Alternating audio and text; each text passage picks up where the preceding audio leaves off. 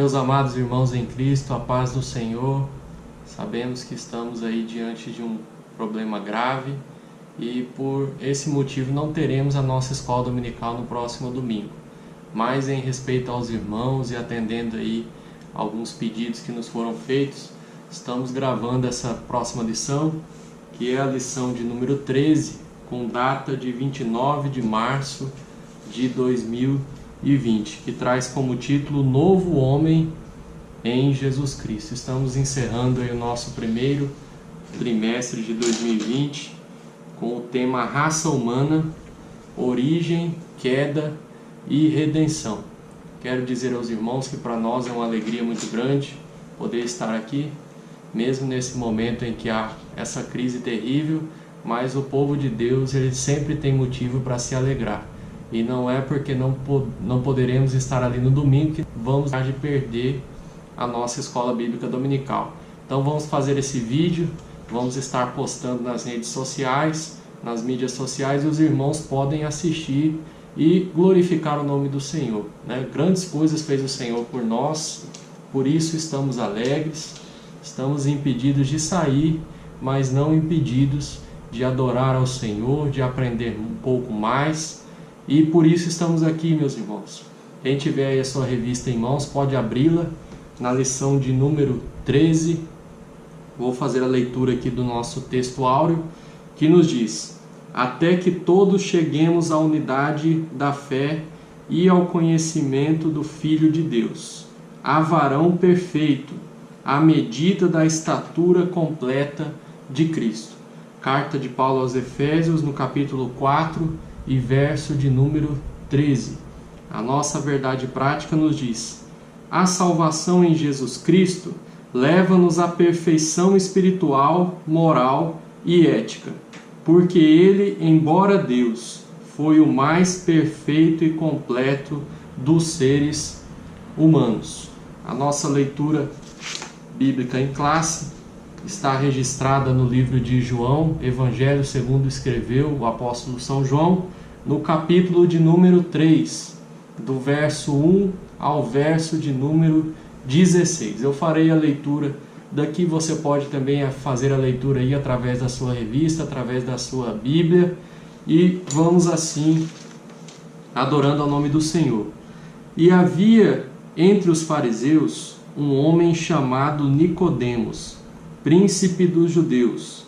Este foi ter de noite com Jesus e disse-lhe: Rabi, bem sabemos que és mestre vindo de Deus, porque ninguém pode fazer estes sinais que tu fazes, se Deus não for com ele. Jesus respondeu e disse-lhe: na verdade te digo, que aquele que não nascer de novo não pode ver o reino de Deus. Disse-lhe Nicodemos: como pode um homem nascer sendo velho? Porventura pode tornar a entrar no ventre da sua mãe e nascer? Jesus respondeu: na verdade te digo, que aquele que não nascer da água e do Espírito não pode entrar no reino de Deus. O que é nascido da carne é carne, o que é nascido do Espírito é Espírito. Não te maravilhes de ter dito: necessário vos é nascer de novo. O vento assopra onde quer, e ouves a sua voz, mas não sabes de onde vem, nem para onde vai. Assim é todo aquele que é nascido do Espírito. Nicodemos respondeu e disse-lhe: como pode ser isso? Jesus respondeu e disse-lhe: tu és mestre de Israel e não sabes isso? Na verdade te digo, que nós dizemos e sabemos e testificamos o que vimos, e não aceitais o nosso testemunho. Se vos falei de coisas terrestres e não crestes, como crereis se vos falar das celestiais? Ora, ninguém subiu ao céu senão o que desceu do céu, o Filho do homem que está no céu. E como Moisés levantou a serpente no deserto, assim importa que o Filho do homem seja levantado, para todo aquele que nele crê não pereça, mas tenha a vida eterna. Porque Deus amou o mundo de tal maneira que deu seu Filho unigênito, para que todo aquele que nele crê não pereça, mas tenha a vida eterna. Esse é o nosso texto áureo da Bíblia Sagrada, e glorificamos ao Senhor por essa palavra tão forte, tão válida nos dias em que estamos vivendo. A nossa lição é uma lição que envolve muito o discipulado que nós já fazemos, já praticamos nas Assembleias de Deus, e são temas importantes, meus irmãos. Quando a gente fala sobre doutrina da regeneração, do novo nascimento, doutrina da justificação, doutrina também da santificação, são coisas especiais que vão nos levar a um dia nos encontrar com o Senhor. Mas antes de entrar propriamente na lição, acho muito importante a gente fazer uma reflexão sobre esse encontro de Deus e Nicodemos, entre Jesus e Nicodemos, porque dali nós vamos conseguir evoluir na nossa lição com mais facilidade, com mais tranquilidade, porque é sobre esse contexto que se desenvolve toda essa ideia dessas três doutrinas, dessas três grandes doutrinas que nós iremos estudar. O contexto histórico vai nos dizer que Jesus, lá no capítulo 2 de João, na segunda parte do capítulo 2, ele faz uma purificação no templo. Ele entra no templo em Jerusalém, ele espanta dali os vendedores que estavam vendendo animais para o sacrifício, ou seja, já havia uma deturpação da palavra de Deus, porque quando o Senhor Deus deu a ordem a Moisés que deveria ser expiados os pecados através do sacrifício de animais, a ideia com certeza era que a pessoa parasse de pecar, por ver o animal sofrendo, por ver aquele rito de transferência, o animal que era impecável, não estava em pecado, tendo que se sacrificar pela vida dele, sem ter feito nada, e a pessoa ela devia sentir aquela dor e não praticar mais. A ideia era essa, mas as coisas elas foram se denegrindo, elas foram chegando a um nível em que os próprios sacerdotes já estavam vendendo animais, ou seja, a pessoa pecava e num cumprimento cego da lei, numa ideia de cumprimento cego, sem entender qual era a intenção de Deus lá no princípio, ela apenas tinha que pagar por um animal e o sacrificar para ter o seu pecado expiado. Ou seja, não havia um perdão verdadeiro. Já não havia mais, já não havia mais um arrependimento verdadeiro. Aquele era um arrependimento falso, era um arrependimento comprado. A pessoa já tinha essa prática. Os animais também já não eram mais animais perfeitos, sem mancha. Eram animais qualquer. Eram animais que eram vendidos a um preço extrapolado. A gente vai ver que haviam cambiadores. Por quê? Porque ali já havia um comércio, irmãos. Né? Já não era vendido mais por um preço comum, a pessoa tinha que chegar, tinha que trocar a moeda. Era uma moeda diferente, era uma moeda mais cara. E tudo aquilo era feito para quê? Para ganhar dinheiro. E Jesus ele chega ali e ele expulsa da sinagoga todos aqueles cambiadores, todos aqueles vendedores, e a palavra ela prossegue nos dizendo que ele fez vários sinais naquele dia, fez vários sinais e muitos creram naqueles sinais. E é nesse contexto que nós chegamos ao capítulo 3, e o verso 1 vai nos dizer exatamente isso, que havia ali um fariseu chamado Nicodemos, que a Bíblia nos diz que era príncipe dos judeus. E esse fariseu, irmãos, foi um dos que creram naqueles sinais. Ele ficou sabendo, ele descobriu que estava sendo realizado aqueles sinais. E ele era alguém respeitado, era alguém de grande nome perante o povo judeu. A Bíblia vai nos dizer que ele era príncipe, mas a tradução também pode nos levar a entender como um principal. Ele era um dos homens principais dentro daquela cidade, dentro do templo de Jerusalém. Era professor, era ensinador da palavra, era alguém que tinha uma grande fama, era alguém que era impecável, era alguém que não tinha defeitos, era alguém que era tido como um exemplo pelos jovens daquela localidade. E então aquele grande homem, aquele homem conhecido, fica sabendo que Jesus fez alguns sinais, que Jesus purificou o templo, que Jesus agia de uma forma diferente, e agora ele decide ter um encontro com o Senhor Jesus. Ele decide se achegar até o Senhor Jesus. E isso é muito importante. Todos nós devemos fazer isso. Mas note aí no capítulo, no versículo de número 2, que ele foi ter com Jesus de noite. Por quê, irmãos? Porque tinha medo, estava preocupado com a sua situação, de alguém descobrir, né? Imaginem sair aquele comentário ali na cidade: ah, Nicodemos, que é um dos nossos principais, que é professor de Bíblia, foi lá falar com o Galileu, foi lá falar com aquele tal Jesus que estão dizendo por aí que tem feito alguma coisa, né? Porque já havia um preconceito contra Jesus. Eles não reconheciam Jesus como Senhor, não reconheciam Jesus como enviado de Deus. E então Nicodemos vai ter com ele, mas vai à noite, vai num horário que não iria lhe trazer problemas, que ninguém ia descobrir, provavelmente ninguém ia ver. Quando ele chega até Jesus, ele diz Rabi, que significa na verdade mestre, o que nos mostra que Nicodemos, ele cria que Jesus era o mestre, que Jesus era o enviado. E ele prossegue dizendo: bem sabemos que és vindo de Deus. Ou seja, havia mais alguém que também tinha crido dentro do Sinédrio, que era o local onde ele participava, dentro do seu círculo social, haviam mais pessoas que haviam crido em Jesus, mas não quiseram vir. Mas Nicodemos veio para representá-los. E agora ele diz: bem sabemos que és vindo de Deus, ou seja, que és divino, que veio do céu, porque ninguém pode fazer esses sinais que tu fazes. Nós podemos ver, irmãos, que naquele contexto ali, naquele farisaísmo que a gente retrata nos dias de hoje como sendo pessoas que tinham presença, que tinham postura, que cumpriam os mandamentos de uma forma cega, tinham uma aparência boa, tinham um testemunho bom, tinham o hábito de orar, tinham o hábito de pagar os dízimos, mas eram pessoas que não aplicavam a totalidade dos mandamentos divinos.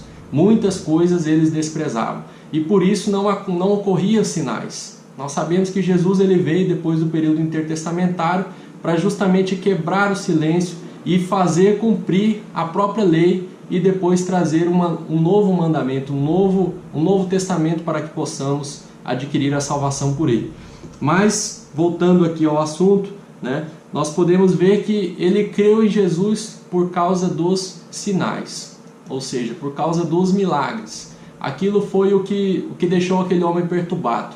Nós já dizemos aqui que era um homem que tinha um grande conhecimento, era um homem que entendia muito de Bíblia, e de repente ele olha para Jesus, que era tratado pelos seus companheiros como alguém desprezível, mas os milagres aconteciam, mas as coisas extraordinárias aconteciam através de Jesus.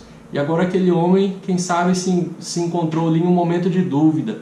Eu vou lá ver, vou lá conversar com Jesus, porque ele tem algo diferente. Eu estou com dúvida, eu aprendi que é assim, aprendi que as coisas elas acontecem através desse cumprimento que nós fazemos aqui das Escrituras. E agora vem ele, faz milagres, eu quero ir lá e quero falar com ele. Que ele chega dessa forma elogiosa, dessa forma desinibida, tratando Jesus como alguém próximo. E nós vemos no verso 3 que Jesus diz para ele: na verdade eu te digo que aquele que não nascer de novo não pode ver o reino de Deus. Isso foi, quem sabe, algo muito duro que Nicodemos ouviu, né? Ele precisava nascer de novo, ele precisava ressurgir, ou seja, toda aquela vida, toda aquela história, tudo aquilo que ele já tinha feito não valia nada para ter a sua salvação. Isso foi um choque para aquele homem. Mas ele responde de uma forma ainda meio que sem entender. Diz: mas como é que eu vou nascer de novo? Vou voltar no ventre da minha mãe para depois nascer? Ou seja, querendo retratar algo humano, retratar algo terreno como uma resposta para Jesus. E Jesus diz a ele: na verdade eu te digo, na verdade eu te digo. Ele enfatiza: aquele que não nascer da água e do Espírito não pode entrar no reino de Deus. E ele explica: porque o que é nascido da carne é carne, e o que é nascido do Espírito é do Espírito. Jesus estava dizendo para ele: você nasceu de pai e mãe, e nasceu de um homem que é culpável, de um homem que é imperfeito. Você nasceu no pecado, você precisa nascer de novo, mas agora você não vai nascer de carne, você não vai nascer de sangue, mas você vai ter um nascimento espiritual, você vai ter um nascimento diferente, você vai nascer de uma forma que vai trazer para você a condição de filho de Deus. Isso que precisa acontecer com você, Nicodemos. Porque a gente sabe que os fariseus, irmãos, eles tinham um grande conhecimento bíblico. Se a gente aprofundar no estudo, para a pessoa chegar nessa condição de ser chamado principal dos judeus, ele precisava saber todos os mandamentos mosaicos em ordem crescente e ordem decrescente, cerca de 613 mandamentos. Era algo que era entregue a apenas 71 homens naquela época. Então ele era alguém muito conhecedor da palavra. Mas aqui a gente aprende que conhecimento sem aplicação não adianta. Ele sabia muito, mas ele aplicava de forma errada. Ele aplicava de uma forma incoerente, ele não entendeu a essência, aquilo que muitos de nós também às vezes não compreendemos, a essência do mandamento divino. Estava fazendo errado. Então, a gente aprende, tem até uma metáfora que diz que o conhecimento ele é como uma sala adornada, uma sala toda enfeitada, uma sala onde tem muitos móveis, onde tem muitas coisas bonitas, porém sem uma aplicação correta ele fica sem iluminação. Então ele é muito bonito, mas ninguém vê, ninguém consegue enxergar nada, ninguém consegue adquirir, perceber essa beleza.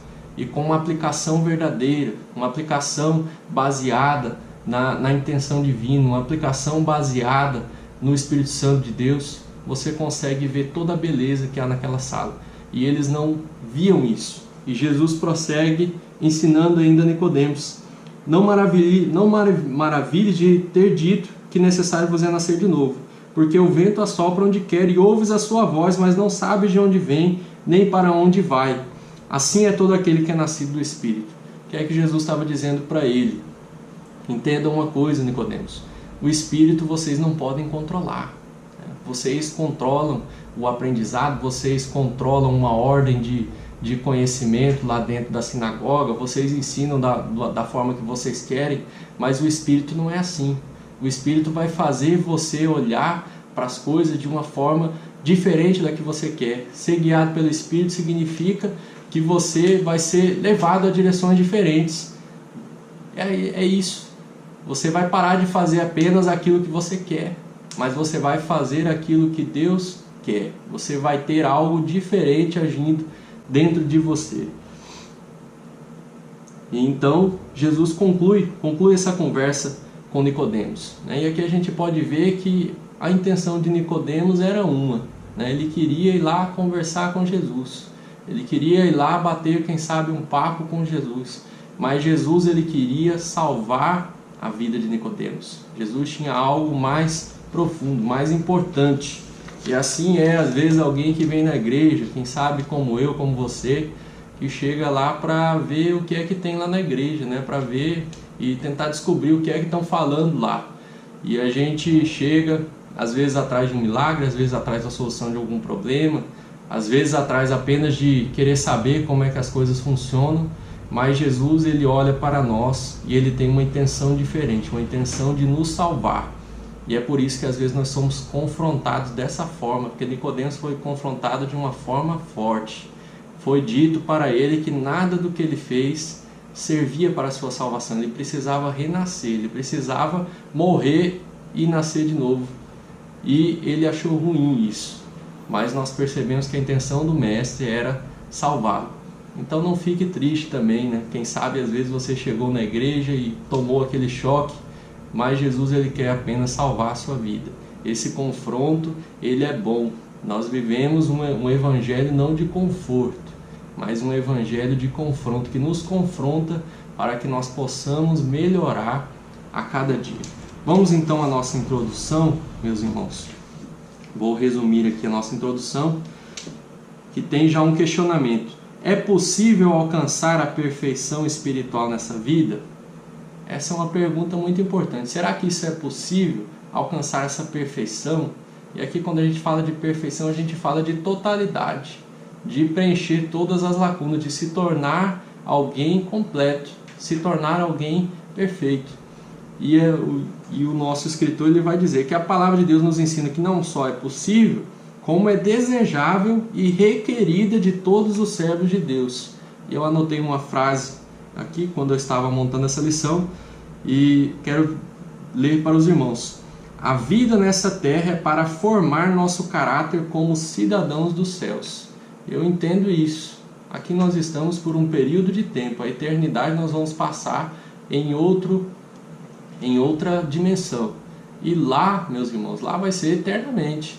Então aqui nessa terra nós estamos aqui para ter o nosso caráter formado como cidadãos dos céus, como cidadãos da Nova Jerusalém.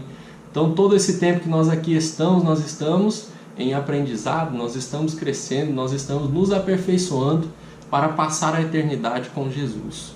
Então é muito importante, essas doutrinas que nós vamos estudar são profundas, são importantes e vão formar o nosso caráter como cidadãos dos céus. Nesta lição estudaremos o nascimento, a justificação e a santificação do novo homem. Então podemos já avançar para o nosso tópico primeiro, que traz por título o nascimento do novo homem. O novo homem não é gerado nem da carne nem do sangue, mas de Deus, da água e do Espírito. Essa também é uma doutrina que você pode aí pesquisar como doutrina da regeneração, que nós temos também nas nossas revistas de discipulado. Aqueles que estão se preparando para descer as águas, eles aprendem essas doutrinas importantes, que são a regeneração, a justificação e a santificação. Subtópico 1 vai nos dizer: nascido não do sangue e nem da carne. Eu também resumi aqui com uma frase: o novo homem em Cristo é uma criação espiritual. Nós vamos ler lá em João capítulo 1 e verso de número 13, vai nos dizer a palavra do Senhor: os quais não nasceram do sangue, nem da vontade da carne, nem da vontade do varão, mas de Deus. Então, esse novo nascimento passa por esse processo de nascer de Deus. Você nasceu de pai, você nasceu de mãe, você nasceu através da vontade dos seus pais, provavelmente quando quiseram te gerar, e esse foi um nascimento em pecado, esse foi um nascimento imperfeito. E através desse novo nascimento que vem de Deus, nós vamos estudar de forma paulatina, de forma gradual aqui durante a nossa lição sobre esse novo nascimento, mas você precisou nascer de Deus, ou você precisa nascer de Deus. Né? Quando nós somos tidos como filhos de Deus, é por quê? Porque nós nascemos dele. E essa doutrina ela nos mostra essa importância de nascer de Deus. E para nós que somos considerados os gentios, né, que temos essa distinção do povo israelita, do povo judeu, para nós esse renascimento ele vem através dos méritos de Jesus, o último Adão. Porque Jesus é quem nos abriu essa porta. Essa porta não era disponível para nós. Não poderíamos nunca alcançar o título de filhos de Deus. Mas através de Jesus, Ele nos deu essa prerrogativa. Ele nos deu essa possibilidade. E Ele nos convida a ser também filhos de Deus. Vamos aprendendo, vamos tópico a tópico, vamos explanando melhor este tema. Subtópico de número 2 vai nos dizer nascido de Deus. Nascer de Deus é se tornar filho de Deus pela fé. João 1,12 vai nos dizer: mas a todos quantos o receberam, em outra tradução vai nos dizer o aceitaram, deu-lhes o poder de serem feitos filhos de Deus, nos que creem em seu nome. Lá em João 1,11 vai nos dizer que ele veio para os que eram seus. Ele veio para o povo israelita, mas eles não o receberam, eles o rejeitaram. E aí chegamos no verso 12 que vai nos dizer: mas a todos quanto o receberam, o aceitaram. A todos quer dizer toda a humanidade, a toda a órbita da Terra, todos os lugares do mundo que o aceitarem, ele dá o direito de também poder ser chamado filho de Deus. O auge da bem-aventurança humana é tornar-se nova criatura. E do grego, a outra tradução, essa tradução de nova criatura, ela tem para nós o sentido de nova criação, como se você fosse criado novamente, como se você fosse refeito novamente. Então, nós vamos ter lá 2 Coríntios 5,17 que vai nos dizer: assim que, se alguém está em Cristo, nova criatura é. As coisas velhas já se passaram e eis que tudo se fez novo. Então, uma nova criatura, uma nova criação. É como se você estivesse aí na sua casa e planejasse a construção de uma outra casa, de uma casa melhor, de uma casa mais agradável, de uma casa mais espaçosa, que vai atender a todas as suas necessidades, a todos os seus anseios. É uma casa nova, uma casa boa, e você se muda para lá, você vai para lá, para essa nova casa, né? Mas aí tem alguém que não quer, né? Eu gosto da minha casa velha, eu gosto do meu cantinho, eu gosto do meu quarto, do jeito que ele é, eu gosto do meu criado mudo aqui nessa posição que ele fica, eu gosto da minha casa aqui, não quero mudar, não quero ir lá para a casa nova. E a gente precisa ir para essa casa nova, a gente precisa deixar essa casa velha, abandonar tudo isso que está para trás e seguir para o novo. Então é importante entender isso, que nesse contexto de nova criação, aquela criação antiga ela fica para trás, aquele velho homem ele fica para trás, aqueles velhos costumes eles ficam para trás, aquele desejo de pecar ele fica para trás, toda aquela ideia de que mentir pode fica para trás, tudo vai ficando para trás. A partir de agora é vida nova, a partir de agora os pensamentos são novos, a partir de agora o caráter é novo, a partir de agora tudo deve ser feito de forma diferente. Quando você ficava bravo e falava alguma coisa desagradável para alguém, agora ficou para trás, agora você não fica bravo, você além de não amaldiçoar, você ainda tem que abençoar aqueles que te maldizem. Então são atitudes diferentes. O novo homem ele vai se contrastando com o velho homem, ele vai fazendo tudo diferente, ele olha para aquele velho homem e não o reconhece mais, né? Se você pegar e fizer um retrospecto da sua vida, aqueles que têm muito tempo de crente, eles começam às vezes a dizer algumas coisas que não combinam, você olha para ele e você não consegue encaixar ele naquela situação, porque ele é tão diferente, ele tem uma aparência tão diferente, ele tem um pensamento tão diferente, o caráter dele é diferente. Então a nova criação ela não pode se comparar com a antiga, ela deve ser diferente, ela deve ter postura diferente. É isso que Deus quer, Ele quer uma casa nova, uma casa espiritual nova para você. Deixe essa para trás, esqueça tudo que se passou, né? Aquele que está em Cristo, nova criatura é. As coisas velhas se passaram e eis que tudo se fez novo. Quem é que não gosta de coisa nova? Então, Deus ele quer você também novo. Ele não quer você com os velhos hábitos, Ele quer você novo, para que Ele possa habitar na sua vida. Vamos então ao nosso subtópico de número 3, nascido da água. O que é isso? O que é nascer da água? Né? Aqui o nosso comentarista ele vai dizer: o batismo em água só tem efeito salvador quando recebido pela fé. Nascer da água é se batizar?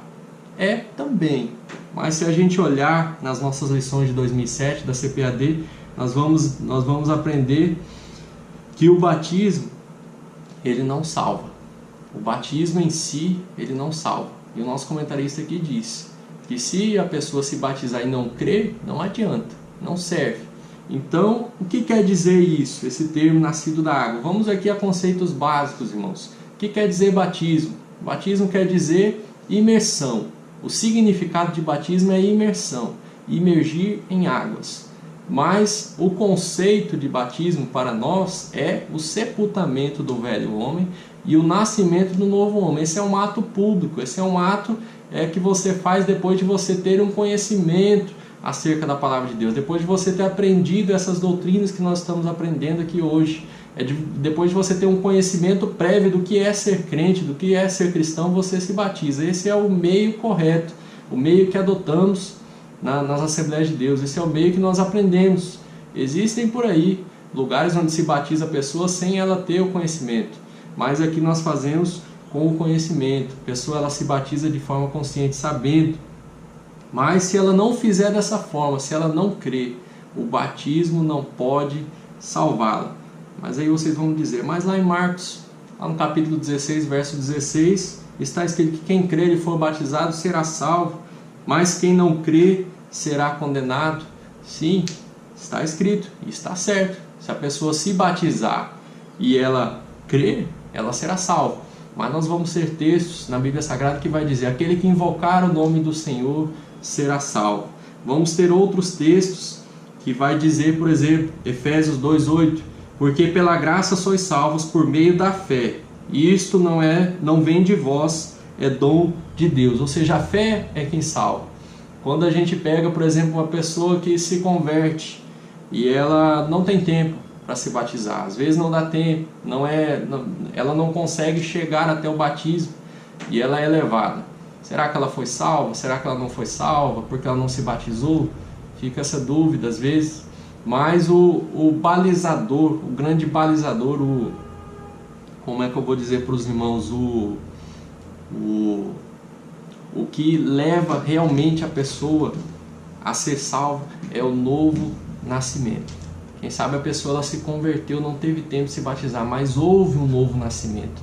Aquela pessoa ela já não é mais quem ela era, ela deixou os velhos hábitos, ela deixou os velhos costumes, ela se transformou, ela se regenerou. Então nós podemos dizer que ela foi salva. Agora temos em um contraste diferente a pessoa que se batiza, mas ela não se transformou, ela ainda possui velhos hábitos, ela ainda mente, ela ainda faz coisas erradas, ela ainda deixa de dar testemunho, ela pratica o mal. Como é que essa pessoa vai ser salva?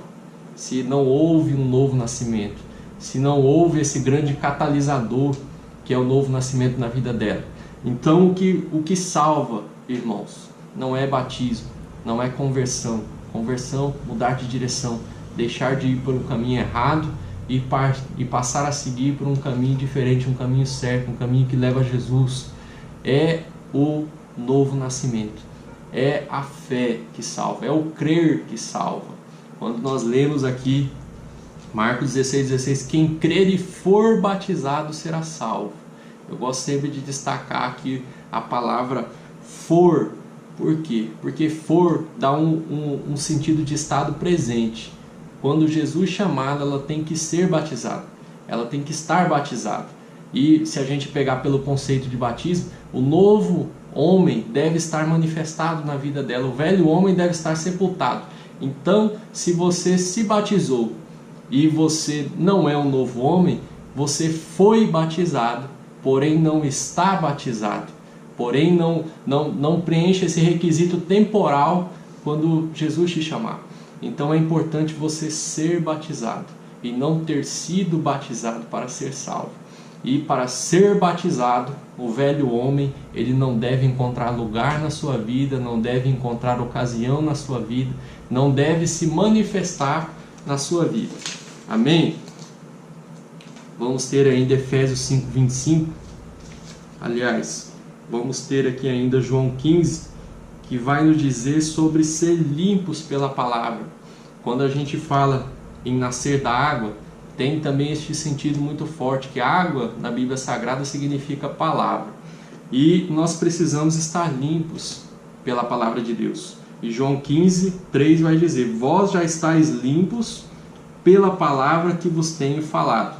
Efésios 5:25, vós maridos, amai vossa mulher como também Cristo amou a igreja e assim mesmo se entregou por ela, para a santificar, purificando-a com a lavagem da água, pela palavra.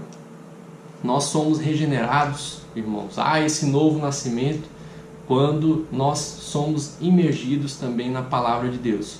Quando nós nos dedicamos ao conhecimento da palavra. A palavra é quem nos transforma. Por isso é que Paulo vai dizer que a fé ela vem do ouvir e o ouvir a palavra de Deus. Quando pegamos o contexto do primeiro milagre de Jesus, que foi a transformação da água em vinho, ele pedindo para aqueles mordomos encherem aquelas talhas de água, e aqueles homens obedecem e enchem as talhas, aquela talha como simbolizando o homem que é cheio de água, o homem que está pleno na palavra do Senhor. Então nós para renascermos através da água, nós precisamos estar cheios de água.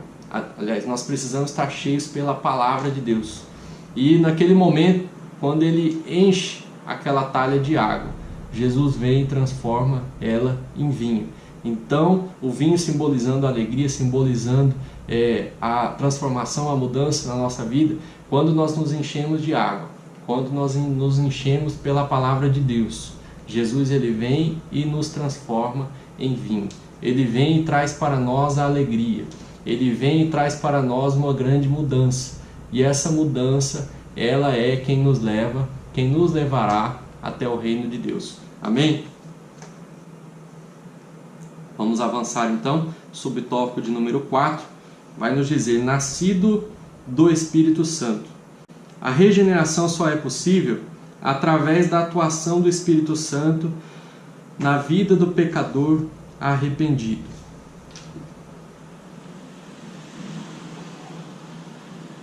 O que é nascer do Espírito Santo? Você pode estar se perguntando, é ser batizado pelo Espírito Santo? É ter os dons do Espírito Santo? É ter os frutos do Espírito Santo? Tudo isso são conceitos diferentes, irmãos. Ter o Espírito Santo é uma coisa, ser batizado no Espírito Santo é outra coisa, ter os dons do Espírito Santo é outra coisa, e ter os frutos do Espírito Santo é outra coisa. Quando a gente pega a questão do renascimento no Espírito Santo, o que é necessário para que isso aconteça? É necessário que a pessoa ela tenha o Espírito Santo. Normalmente, quando a pessoa ela aceita Jesus, o Espírito Santo ele passa a trabalhar na vida dela, ele passa a fazer parte da vida dela, ele entra dentro da vida dela e começa a fazer uma transformação. E essa transformação vem através da entrega dos próprios frutos do Espírito Santo, que a gente vai encontrar lá em Gálatas 5:22, né? E os frutos do Espírito são amor, gozo, paz, longanimidade, benignidade, bondade, mansidão, temperança e a fé. Ele vai produzindo esses frutos, ele vai sendo transformado pelo Espírito Santo. Pegamos ainda lá o conceito, a questão do vento. O vento ele sopra onde ele quer, né? Ele vai para onde ele quer. Você ouve a voz do vento, você escuta o vento, você sente o vento, mas você não pode guiar o vento. E essa ação do Espírito Santo, ela vem de uma forma sobrenatural na nossa vida. Não somos nós quem controlamos, não somos nós quem dirigimos, não somos nós quem fazemos, mas é o Espírito Santo que vai fazendo dentro de nós. Nós passamos a ser guiados por Ele, passamos a obedecê-lo, passamos a não mais fazer aquilo que nós queremos, porque se a gente for fazer o que às vezes nós pensamos, o que às vezes nós desejamos, vamos voltar, quem sabe, às velhas práticas, vamos ser levados para uma direção diferente.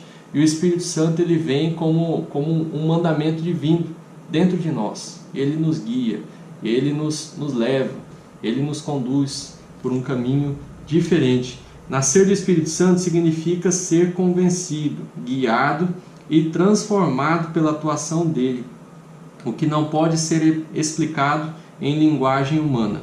Nós lemos lá em João, lá no capítulo 16, do verso 8 ao 11.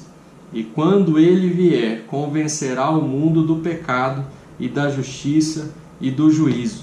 Do pecado porque não creem em mim, da justiça porque vou para meu Pai e não me vereis mais, e do juízo porque já o príncipe deste mundo está julgado. 2 Coríntios, capítulo 3, verso 18, vai nos dizer: mas todos nós, com cara descoberta, refletindo como um espelho a glória do Senhor, sendo transformados de glória em glória, na mesma imagem, como pelo Espírito Santo. O Espírito Santo ele faz isso, irmãos, ele vai nos transformando, ele vai nos guiando. Às vezes você olha para algum lugar, o Espírito Santo ele fala com você e ele diz: não faça isso. Às vezes você está com uma dúvida, está preocupado, o Espírito Santo ele vem e ele te convence, ele te guia, ele te dá uma direção, te dá uma orientação. Então todo crente ele deve ter o Espírito Santo dentro dele. Necessariamente não precisa ser batizado pelo Espírito Santo, que é um revestimento de poder, que é algo diferente. Ser cheio do Espírito Santo, que também é algo diferente. Ter os dons do Espírito Santo, que são coisas diferentes. Às vezes a pessoa ela tem o dom do Espírito Santo, mas ela não é batizada no Espírito Santo. Às vezes a pessoa ela é batizada no Espírito Santo, nem por isso ela tem os dons do Espírito Santo. Isso são coisas diferentes, são conceitos diferentes, mas o que todo crente deve ter é o Espírito Santo habitando na sua vida. Desde que você tenha uma vida reta, desde que você não esteja em pecado, desde que você esteja caminhando de uma forma certa, de uma forma correta, você terá o Espírito Santo habitando dentro de você, te convencendo, te guiando, te ajudando nessa grande caminhada que nos levará um dia a ver o Senhor Jesus como Ele é, e não só vê-lo, mas sermos também semelhantes a Ele. Ser nascido do Espírito é deixar de ser homem natural e ser homem espiritual. Nós vamos ver isso lá em 1 Coríntios, capítulo 2 e versículo 14. O homem natural não compreende as coisas do Espírito de Deus, porque lhe parecem loucura, e não pode entendê-las porque elas se discernem espiritualmente. Nós sabemos que existe a figura do homem natural, do homem espiritual e do homem carnal. O homem natural é aquele que não conhece a Deus, não conhece a Jesus ainda, não ouviu falar sobre a palavra, não recebeu a palavra. O homem espiritual é aquele que recebeu, aquele que discerne bem, aquele que é inclinado para as coisas do Espírito. E o homem carnal é aquele que conhece a palavra, mas ele peca de forma deliberada. Ele é um praticante do pecado e por isso é que é chamado de homem carnal. Mas nós, através do Espírito Santo, nós somos homens espirituais. Nós temos um discernimento relativo ao mundo espiritual. Nós vemos as coisas, vemos as atitudes, vemos o que está acontecendo, por exemplo, o que está acontecendo hoje na humanidade por um olhar espiritual. Sabemos que Deus está agindo, sabemos que Deus está trabalhando, sabemos que há um propósito divino em cada coisa, em cada situação da nossa vida, no mundo e em tudo que acontece. Deus ele tem um porquê de estar fazendo. Nós temos esse olhar espiritual que o homem comum ele não tem. Num momento como esse, muitos estão aí desesperados, mas os cristãos eles estão alegres, porque eles sabem que Deus está agindo, Deus está trabalhando e se necessário for, Deus vai intervir pela vida de cada um. Louvado seja o nome do Senhor. Quero concluir esse tópico fazendo a leitura da carta de Paulo aos Gálatas, no capítulo 2 e verso 20, quando ele diz: já estou crucificado com Cristo, e vivo não mais eu, mas Cristo vive em mim. E a vida que agora vivo na carne, vivo-a na fé do Filho de Deus, o qual me amou e se entregou a si mesmo por mim. Quando nós renascemos, irmãos, podemos dizer assim como Paulo: sepultamos lá na cruz o velho homem, junto com Jesus. E como Cristo ressuscitou, nós também ressuscitamos. E agora nós não vivemos mais aquela velha vida. Por quê? Porque Cristo ele habita em nós, Cristo ele nos guia, Cristo ele nos dirige. E entenda uma coisa, ser guiado por Jesus é bom. Por quê? Porque você deu a ele uma procuração pela sua vida, e a sua vida ela passa a ser uma obrigação dele de cuidar. Então fique tranquilo, fique em paz, porque Jesus ele está cuidando de você. Vamos então ao nosso tópico 2, a justificação do novo homem. Subtópico 1 vai dizer a inutilidade da justiça humana. O ser humano não pode ser justificado diante de Deus pelas suas obras. E aqui eu leio o texto de Efésios, capítulo 2, versos 8 e 9, que nos diz: porque pela graça sois salvos, por meio da fé. E isso não vem de vós, é dom de Deus. Não vem das obras, para que ninguém se glorie. Vamos voltar lá à explanação de Nicodemos. Era alguém que tinha obras, que tinha grandes feitos, que tinha um grande testemunho, que fazia o bem, que era bem conhecido, bem recomendado, renomado. Mas isso não salva, irmãos. Por quê? Para que nós não possamos dizer que somos nós quem estamos nos salvando.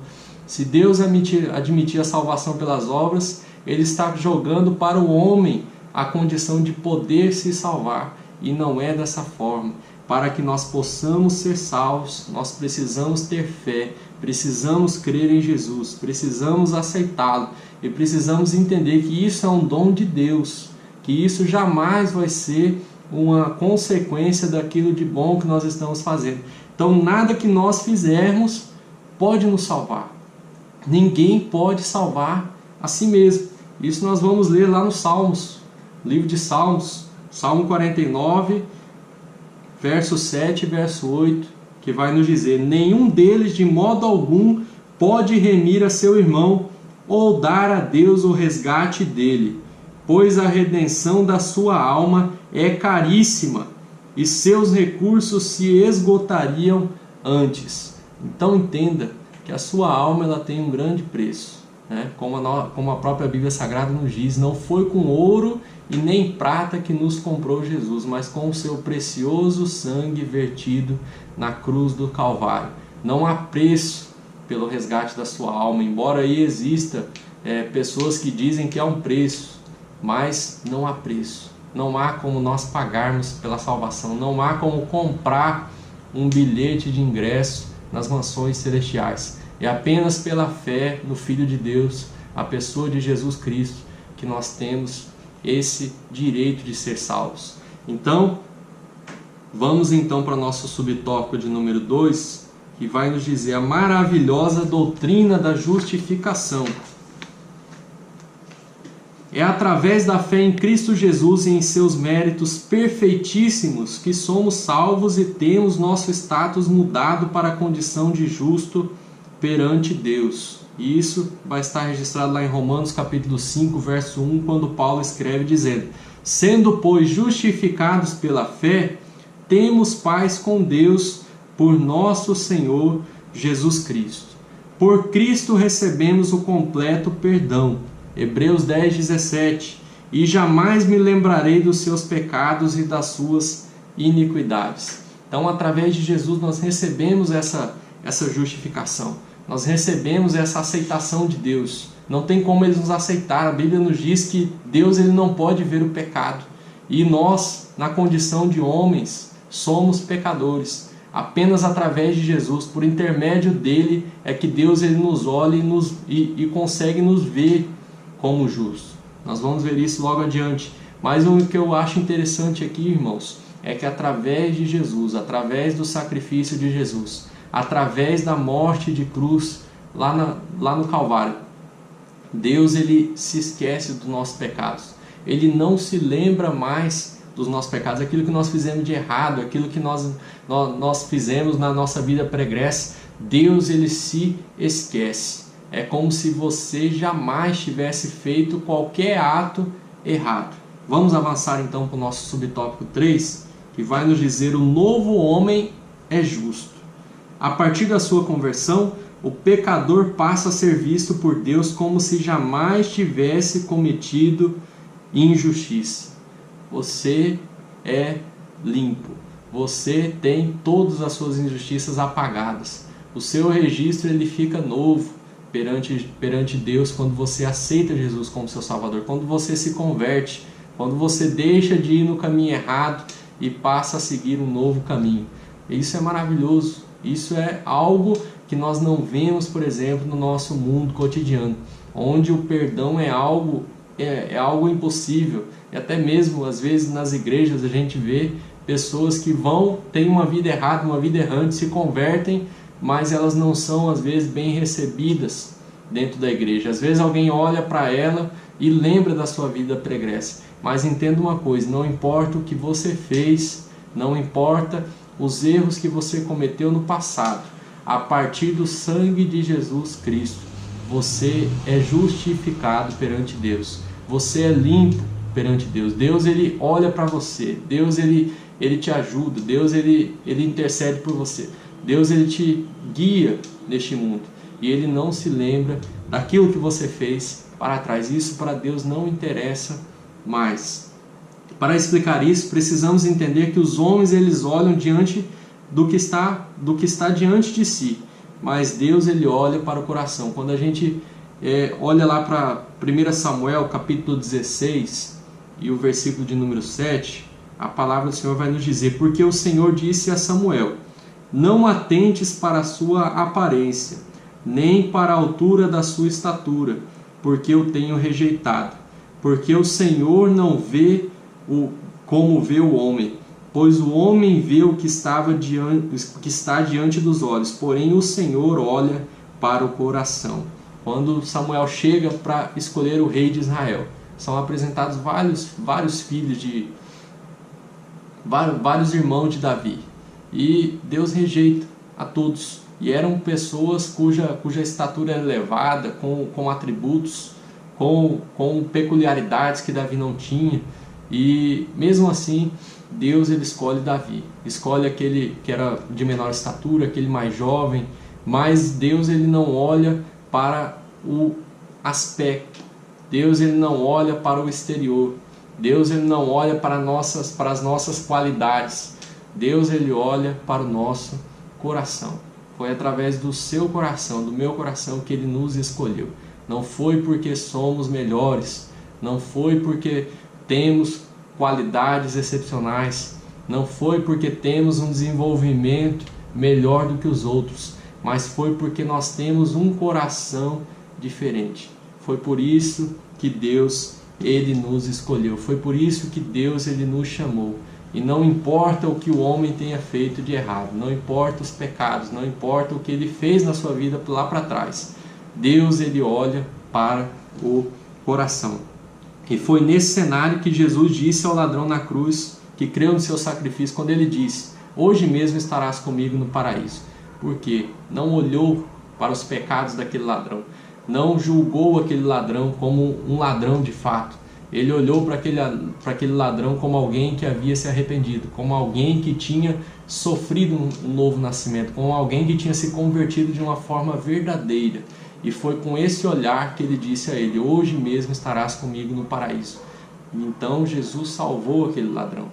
Se fosse para nós julgarmos, quem sabe nós não iríamos salvá-lo, nós iríamos condená-lo. Mas Jesus olhou para o coração, ele viu as intenções do coração. E é a partir daí, meus irmãos, que Deus ele passa a ter interesse por alguém, não pelas suas qualidades. Para concluirmos, é importante entender que pela justificação nós não somos livres das condenações terrenas, embora possamos receber de Deus a misericórdia, mas somos totalmente livres da condenação eterna.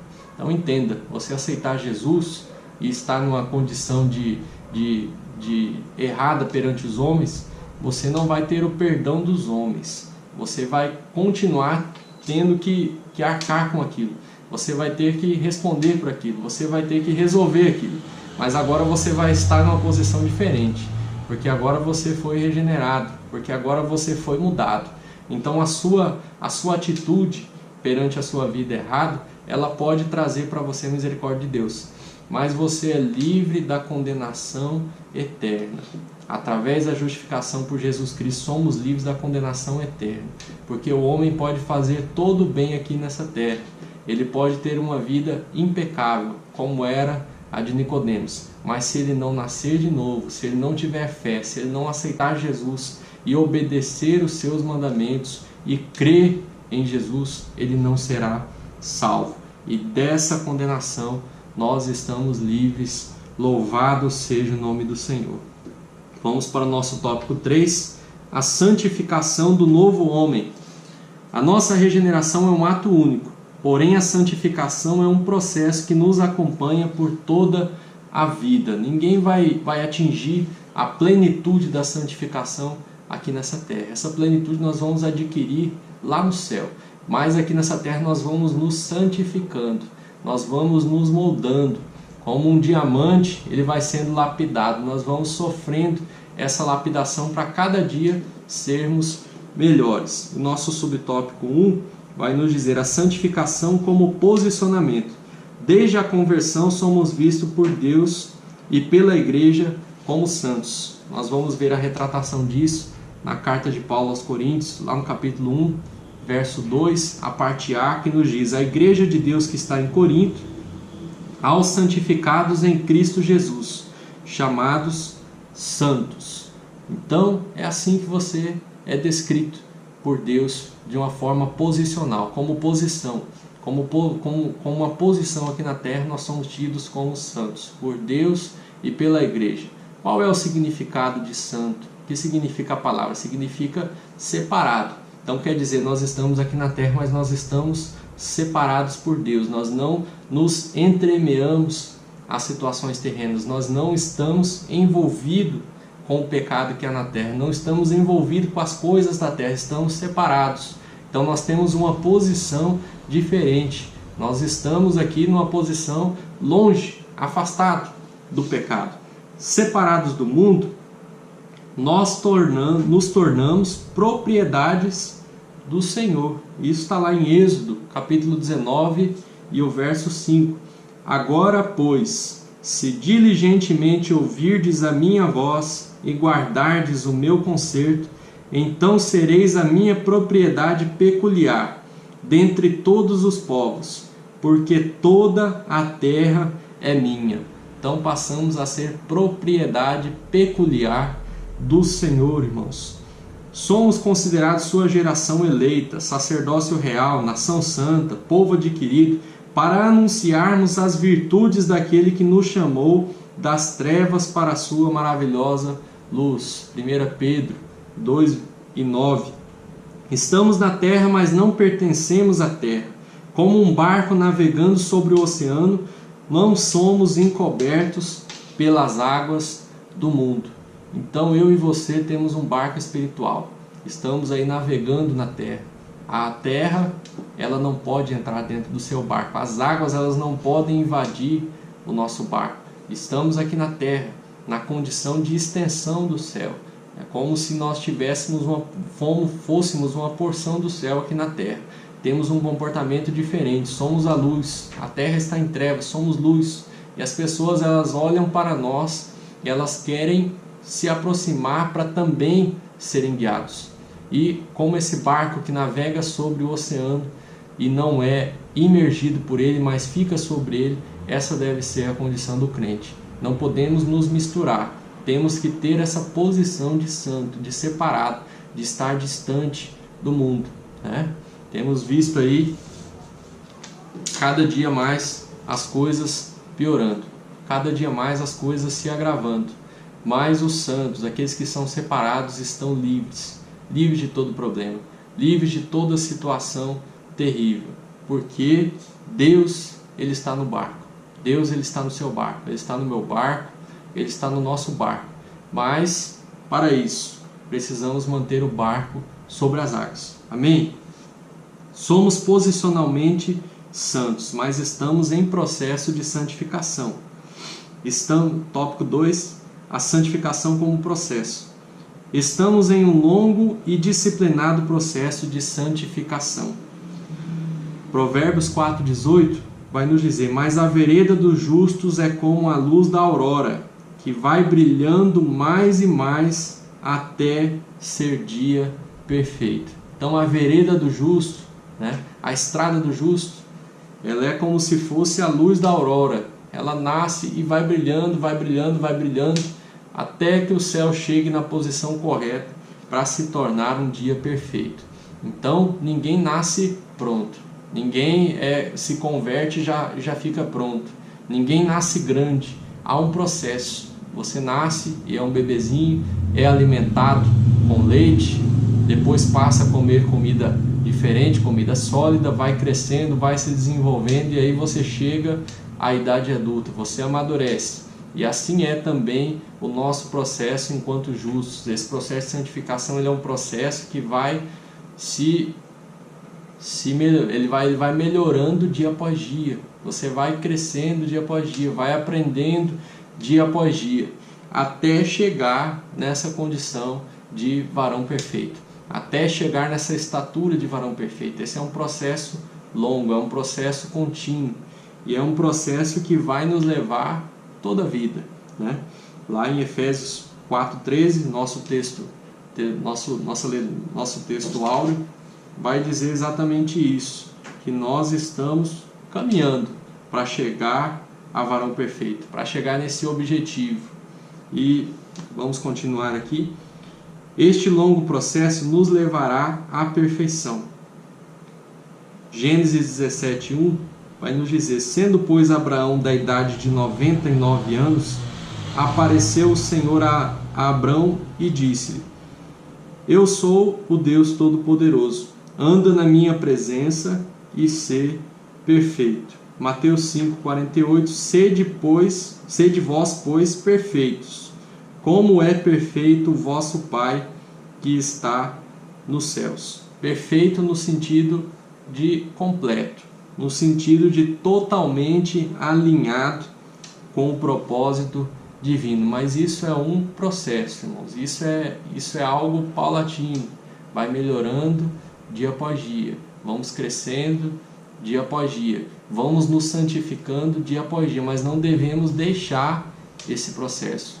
Filipenses 1:6 vai nos dizer que aquele que é em vós começou a boa obra, é fiel para aperfeiçoá-la até o dia do Senhor Jesus Cristo. Então, até o dia do Senhor Jesus Cristo, estamos em processo de aperfeiçoamento, estamos em processo de aprendizado, estamos melhorando, estamos crescendo, estamos formando, como dizemos lá na nossa introdução, estamos formando nosso caráter de cidadão dos céus. Até aquele dia, nós estaremos nos aperfeiçoando.